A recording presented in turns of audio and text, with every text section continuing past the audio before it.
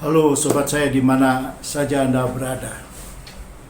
Sekarang ini betul-betul sebuah kenyataan yang sangat menyedihkan karena menunjukkan bahwa orang-orang miskin atau orang-orang yang berada di bawah makin dieksploitasi oleh orang-orang yang kaya, mereka yang berada di lapisan atas. Hal ini terkait dengan data-data milik pemerintah sendiri, di mana pendapatan negara naik, tapi orang kaya sangat malas membayar pajak. Maka jelas sekali bahwa beban pajak atau beban keuangan yang seharusnya ditanggung oleh orang kaya pada akhirnya dijatuhkan ke pundak mereka yang berada di bawah. Menurut Menteri Keuangan Sri Mulyani, pada tahun 2022 atau tahun lalu pendapatan negara naik 30,5%. Luar biasa, menjadi 2.626,4 triliun. Sedangkan penerimaan pajak sampai dengan 14 Desember tahun lalu mencapai 1.634,4 triliun atau 110,6% dari target. Artinya terjadi kenaikan sebanyak 42% dibandingkan periode yang sama tahun 2021. Akan tetapi menurut Sri Mulyani lagi, orang kaya sangat malas membayar pajak karena ada demikian banyak insentif yang diberikan kepada mereka. Dalam 5 tahun terakhir, hanya 1,42% dari total wajib pajak orang pribadi, yang dimaksud tentu saja orang kaya, yang melakukan pembayaran dengan tarif tertinggi, yaitu 30% dari total penghasilannya. Kemudian hanya 0,03% orang kaya atau wajib pajak berpenghasilan di atas 5 miliar per bulan melaporkan SPT tahunannya.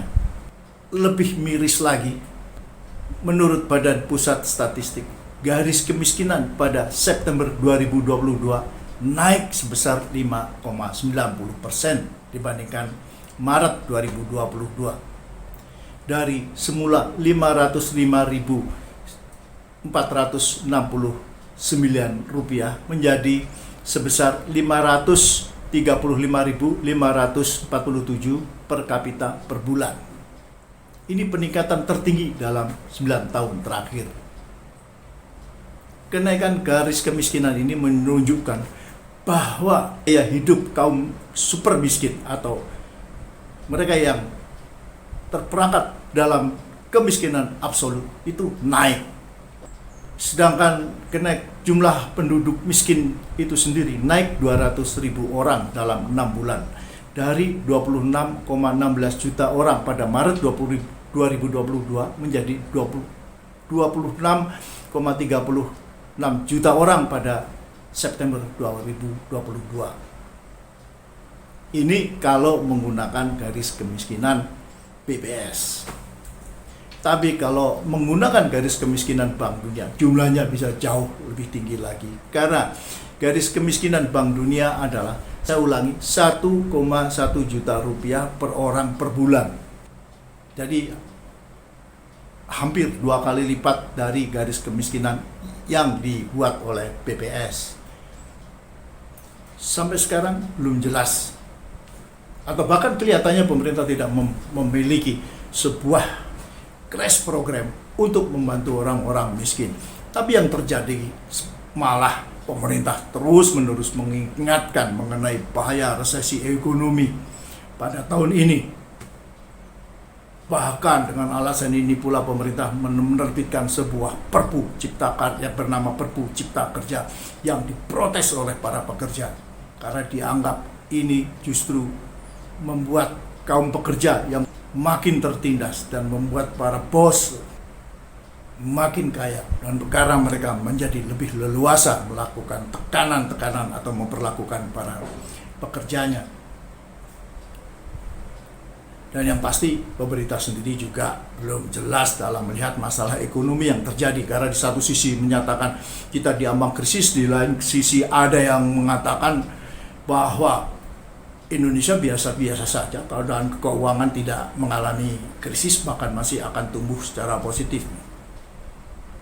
Dua kubu dalam pemerintahan ini tentu saja membuat masyarakat makin puyeng dan makin kehilangan kepercayaan kepada pemerintah, karena kenyataannya biaya hidup makin naik, mereka otomatis menjadi makin sengsara. Apalagi kita lihat bahwa badai PHK masih terus berlangsung hingga saat ini.